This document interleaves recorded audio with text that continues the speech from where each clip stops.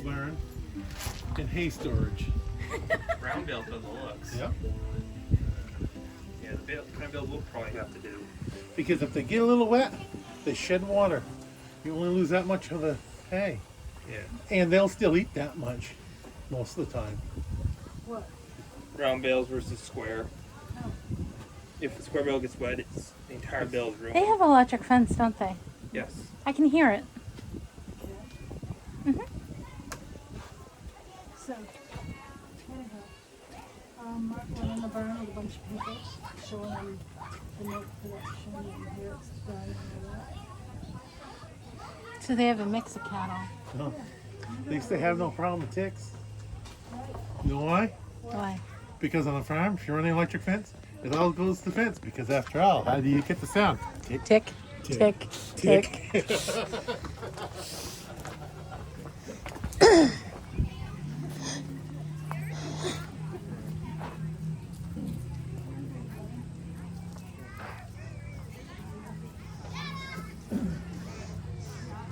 All right, I need somebody to talk to me.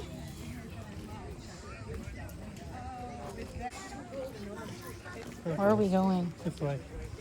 Excuse me. It's not better than not today. What? Excuse me.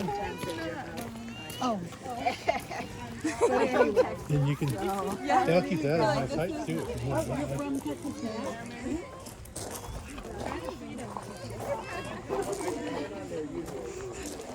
I didn't realize you were saying, use me. In other words, you said it good. The longer you let it set, the more moisture got retained in that body of curd. Okay. And what we will cut, when we let it set the desired length for the moisture content of the cheese we want, then we'll cut the curds to a desired curd size. So the smaller you cut the curds, the larger the surface area, the more water is going to be expelled, but also the more fat you're going to lose to your web. Because those fat molecules attracted this matrix of proteins that was created.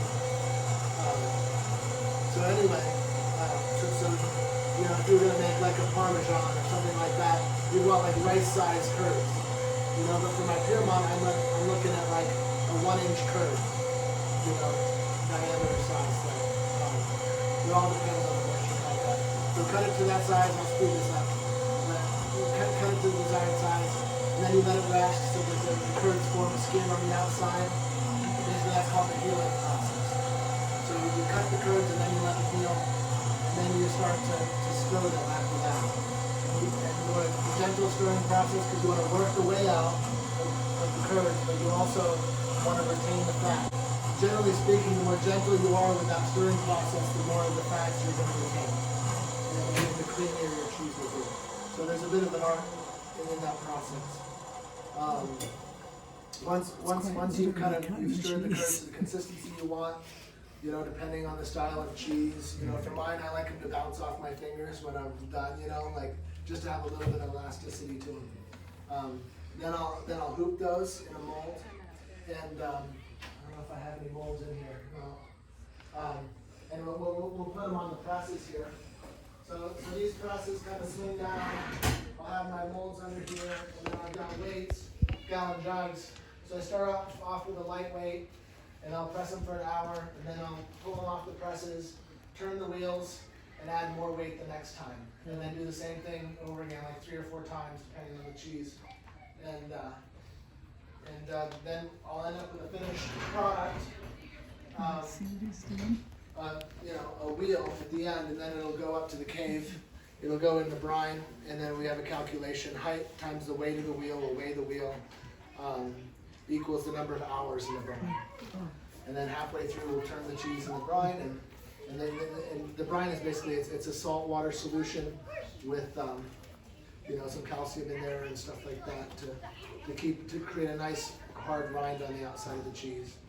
Then when they come out of the brine, they go on ash planks because it's a really neutral wood. It doesn't impart flavor, but it helps to pull moisture from the cheese in the beginning, and then like it also regulates the humidity of the cheese room. So like if it starts to get dry, it'll actually put moisture back into the cheeses and keep them from cracking and drying out. So the traditional method is planks. Some use ash, or some people use spruce planks. for that job. And then, you know, when they're finished aging, depending on the style of cheese and what moisture content I created it to go to age at, it comes out and it's ready to go. So that's like that was like the 5-minute. Okay, so how long does it take to make the cheese? So you mean for the aging period? Oh, Well, you mean the whole thing. Start to okay, finish. yeah. So it's usually about 8 hours in production, unless it's a Swaledale, and then it's like a 2-day process. That's why I don't make a lot of Swaledale. It's a wonderful cheese, but my gosh, it's a lot of work. I can't charge enough to make that cheese worth it. So it's about an 8-hour day in the cheese room, and then it'll age depending on the cheese, you know, between 2 months or 2 years. Okay. You know, I mean, it really depends on what style of cheese and what the final moisture content was. When did you start making cheese? I started making cheese, gosh, it was right when we started the transition of the farm here to being a more diversified farm, so that was probably 17 years ago. Wow. Yeah. Where did you learn about cheese? Well, you know, it's an interesting question. Everywhere. You know, like it was one of those things. So if you had set your heart to know something, right? It's like everything opens up in the universe to allow that to happen. That's what I've been thinking. So I hired a consultant. I bought a whole bunch of books and I read books. You know, some trial and error. You know, so it was a combination of a lot of things. I would say probably the biggest, most helpful factor was my consultant. I hired Peter Dixon, who's like worldwide renowned cheese guru. You know, like I call up to Canada to order some cultures or cheesecloth or something, and somehow Peter Dixon comes. I'm like, oh yeah, Peter. You know, like okay, but you know, like so he's from Vermont. You know, Okay. He started the what was that really good sheep cheese they make in Vermont over there? Is Vermont Shepherd Cheese Company. You're familiar with them? I think they're the co-ops and stuff. He makes a really nice sheep cheese. He's a good cheesemaker. Okay. So he taught me a lot. Okay. And this is the milk? Is this all of your milk or milk that you use for cheese? The milk we use for cheese is usually, it comes straight out of the pipe warm. So it's Okay. never cool. Okay, so this is a refrigerator. Yeah, so this is a refrigerated tank for a bottle of milk. Yeah. Okay. How All many right. gallons of milk goes into it? So yeah, that's a good, so this is a 60-gallon kettle, and I usually get 6 wheels. So about 6-8 pound wheels is what I get out of the batch. Are you gonna make any cheese from the goats? I don't think so. Yeah. No, well, first off, I only bought male goats. Oh, there you go. Yeah, 'cause, somebody had told me like, well, don't get female goats because they come in heat every month, and for a week out of every month they'll just do nothing but. Oh, And I was okay. like, I don't want to hear that. So I'm getting males, you know, but they still cry all the time. I think they're just so spoiled. Like they just want attention. You know, like you're like, okay, I gave you grain, you got all the food you want. I want a female. You got water, yeah. They want a female. Is there just the 2 of them? No, there's 6. Oh, okay. So there's 2 up. We brought 2 up here for the petting museum, Okay, you know. yeah. But the rest of them are out in pasture working. What breed are they? Good question. My wife knows that. I think they're crosses of various sorts. You know, there's some Alpine in there, and some Nubian, and some Saanen, I think. Okay. Do you know goats? No. I Grew up with them? Oh, They spoil those goats. okay. All right. Yeah, they're very sweet. Thank you. Yeah, really appreciate it. Very well. How many gallons are you producing like an average day? So right about now, so I kind of fixed the herd size to the right size to fill my kettle. So I'm getting 60 gallons again. You know, obviously, so with the lactation, you know, they have a baby, and then their milk is kind of low to begin with, and then because it's early spring, right? So they're out on pasture, and then they hit pasture, and their milk spikes, and it goes up, and they have a big production as they're growing, and then as they get towards the later end of their lactation, it just starts to die. Okay. So this is kind of they're just starting to die a little bit right now, but it's like Well, yeah. so that's good. That's 60 gallons. So what'll happen is eventually, in November or something like that, I'll be filling the kettle. I'll take 2 days. So we'll milk the cows a day. It'll go in the tank. It'll get cooled, and then we'll fill the kettle with the next day's milk, and then we'll draw the rest out and just heat it up to be able to get a full kettle. So cheese is like the primary dairy focus and milk is like second?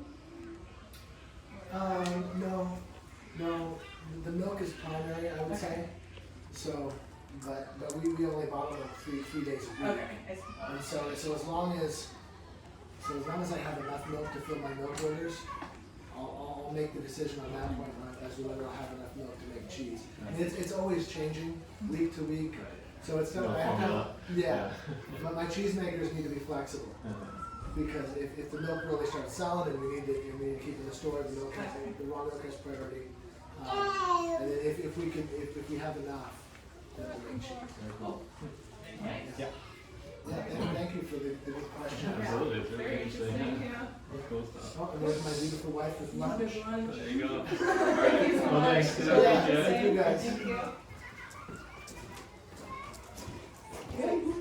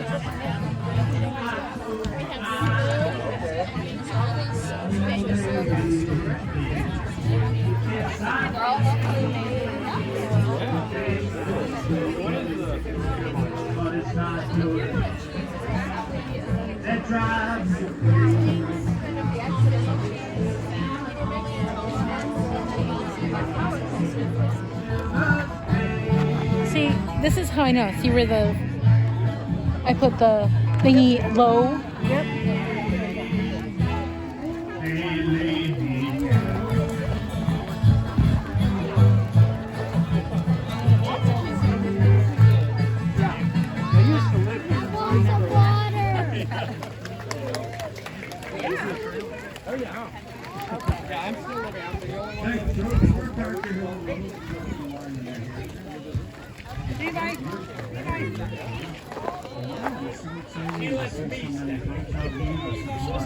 The Robbie family, and so that's the coming out. They can have a great day. We play bluegrass music, and we play rock bluegrass music. They also play country for bluegrass music. And just that song is a truck driver song that Dave Dudley did back in the 60s.